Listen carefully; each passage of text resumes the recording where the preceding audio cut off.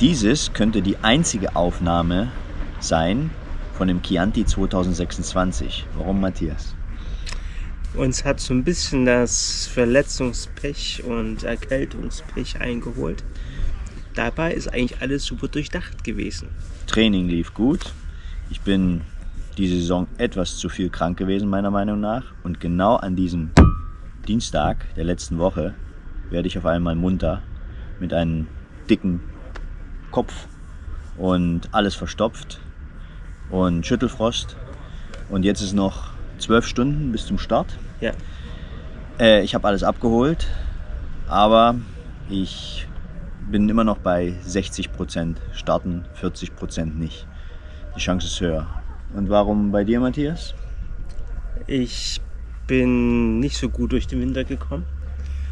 Konnte bei weitem nicht das trainieren, was ich hätte müssen. Und dann auch vor 4-5 Wochen habe ich mich doch etwas überlastet vom Fuß, Ferse, dass ich auch nicht mehr die Umfänge laufen konnte und habe da beschlossen, nicht zu starten und dafür aber voll für André da zu sein und zu unterstützen und zu coachen. Als Crew.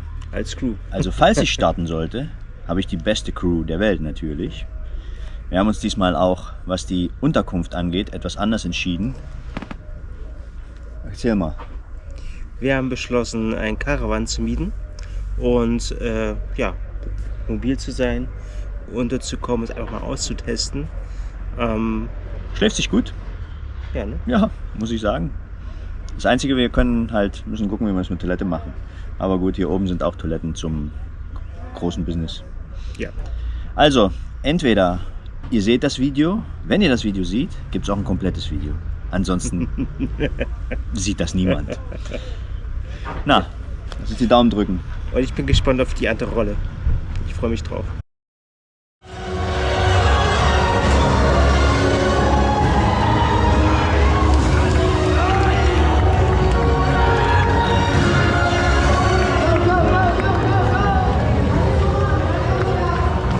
Ich starte. Und das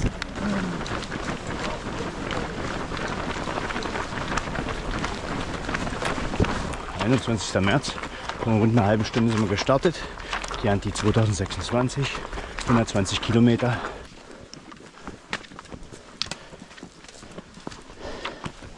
Was hat mich also überwogen zu starten? Ich habe die Nacht auf einmal rund 10 Uhr abends super stark angefangen zu schwitzen und nach der Stunde Schwitzen ging es auf einmal deutlich besser. Also vielleicht alles zu seinem Zeitpunkt. Offiziell kommen wir jetzt zur ersten Aidstation mit ungefähr 12 Kilometern. Da kommt langsam die Sonne raus. In Arillo habe ich einfach nur Wasserflaschen aufgefüllt und weiter geht's.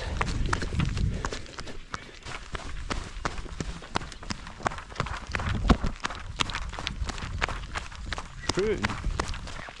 Und jetzt starten wir 374.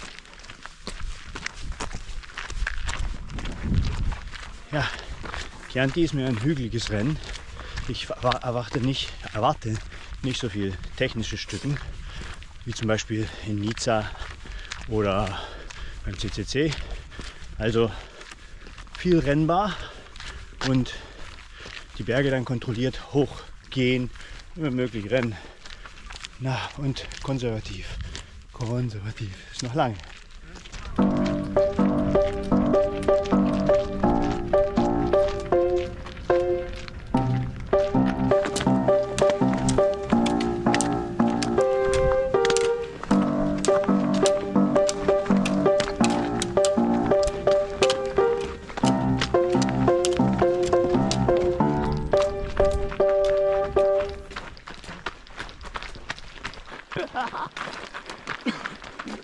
Er wartet am Kreuz. Er wartet am Kreuz auf mich. 3 Stunden haben wir weg, Sahne. Genau 3 Stunden. Bis später, Großer.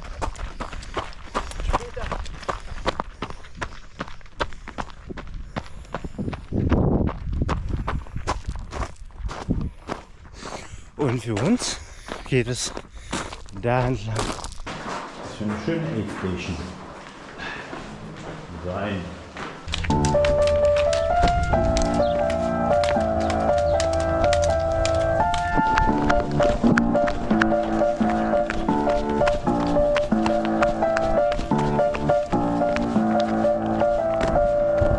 Hier sind wir also jetzt unterwegs und also, was ist passiert?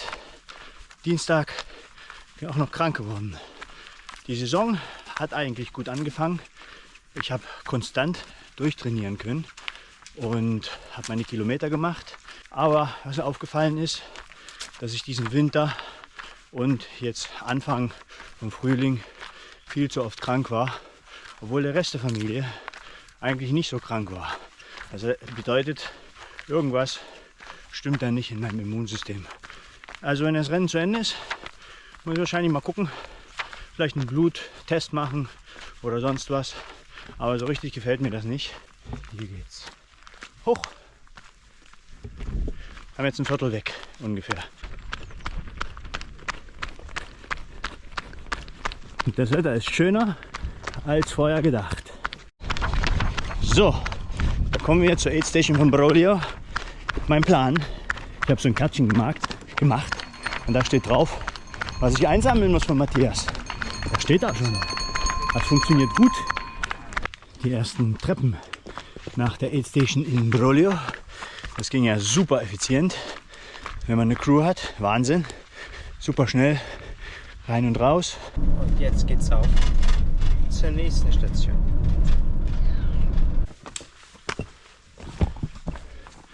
So, das ist ein steiles Stück. Hier geht's hoch.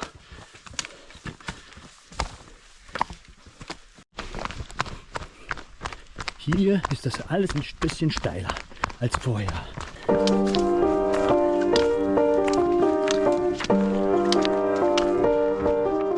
Fähnchen. Der Wind hat zugenommen hier oben. Ich glaube, das da ist Monte Luco. Man sieht wahrscheinlich die Antenne. Das Stück ist länger als man denkt. Ja, ich habe fast keinen Akku mehr. Mein Gott. Ja. 3 PF, 1 PM habe ich dann. 3 PF sind 2 Stunden 5. Ah ja. Was wünschst du zum Mittagessen? Reis. Gaiole Reis. Reis.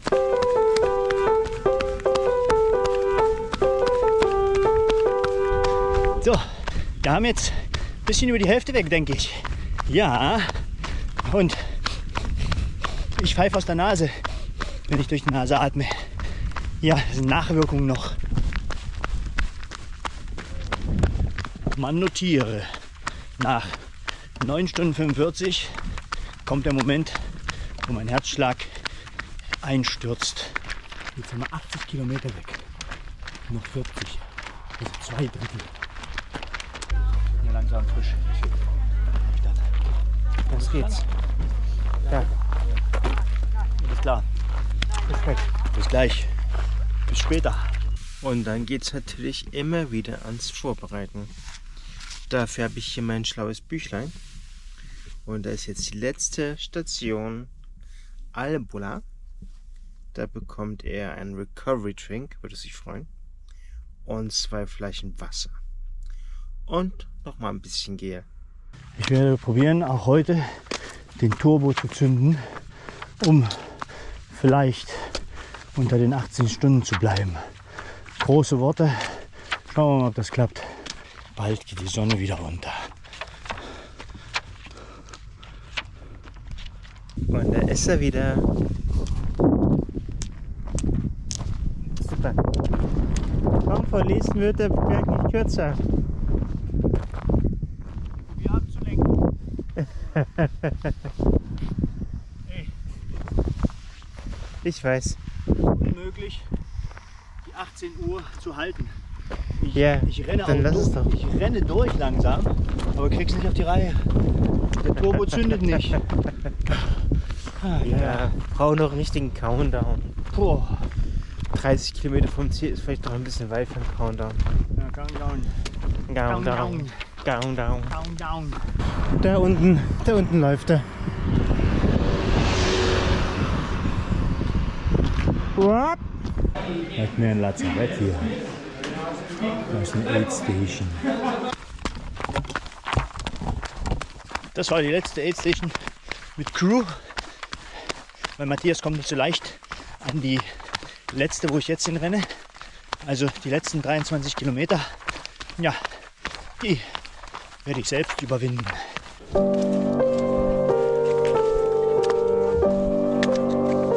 Matthias hat doch noch einen Parkplatz gefunden oben unten und hat sich an die Strecke gestellt. Bei diesem giftigen Anstieg. Oh. Wenn man anstreben. Ja, das hilft sehr. Das ist sehr motivierend. Oh, das ist echt, wie soll man das sagen?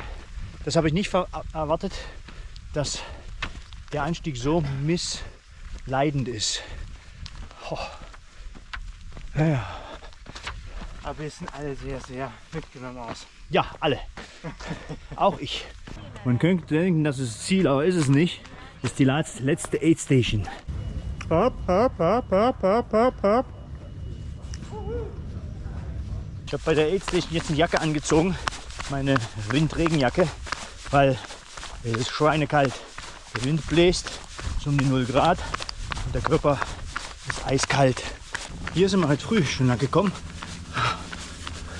und jetzt geht es zurück. Also, der Turbo hat sich ein bisschen spät gezündet. Unter 18 Stunden komme ich nicht, aber trotzdem, ich hole noch viele Menschen ein. Puh. Noch die letzten Treppen und dann sind wir da. Ja. 15 Minuten zu spät angefangen. Letzte Stufen, los.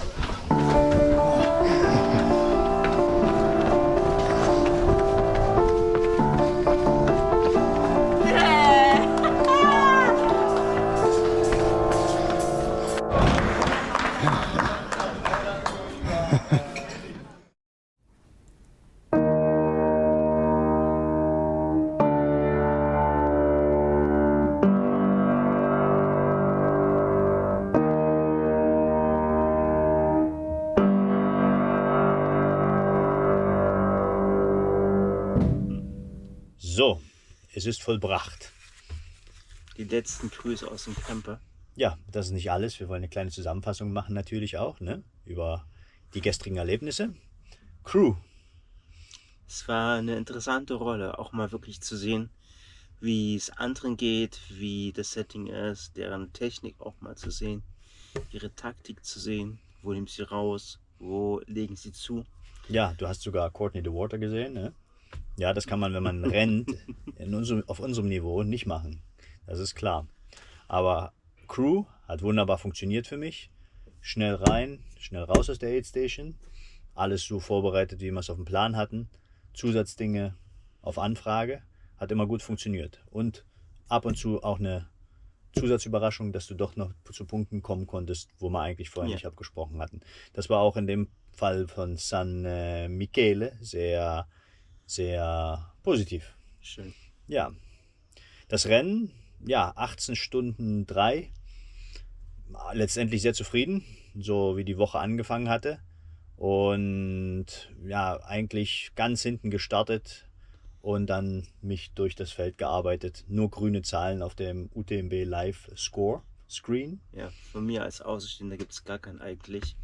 Es war mega. Also mit der letzten Woche, mit dem starte ich nicht.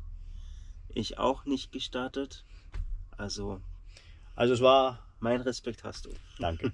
Mein Respekt hast du auch als Crew. Es war wirklich, also eine Crew zu haben und das ist auch, denke ich, die größte Zusammenfassung dieses Laufs. Mit einer Crew wird das Leben so viel einfacher. Das ist schon Wahnsinn halt, ne? Wir sollten uns vielleicht jemanden für eine Crew zulegen. Das wäre vielleicht eine ganz praktische Sache.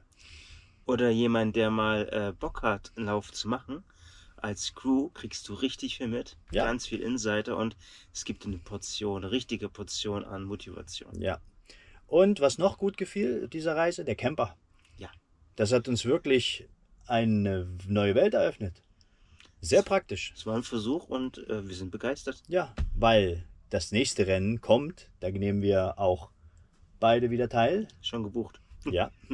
Wir sagen noch nicht, was es wird. Man weiß ja nie, ne? Aber dann kommt der Camper wieder mit. Wahrscheinlich eine etwas andere Sorte. Version. Ja, eine Version größer. Mhm. Aber Einfach mehr Isolierung, dass die Wärme besser gehalten wird im Fahrzeug. Das stimmt. Auf jeden Fall, tolles Rennen, Chianti. Das Video spricht für sich, denke ich. Ja. Und ja, nochmal herzlichen Dank, Matthias. Alles Voll Gute. gerne. War schön. Super. Bis zum nächsten Mal. Ciao.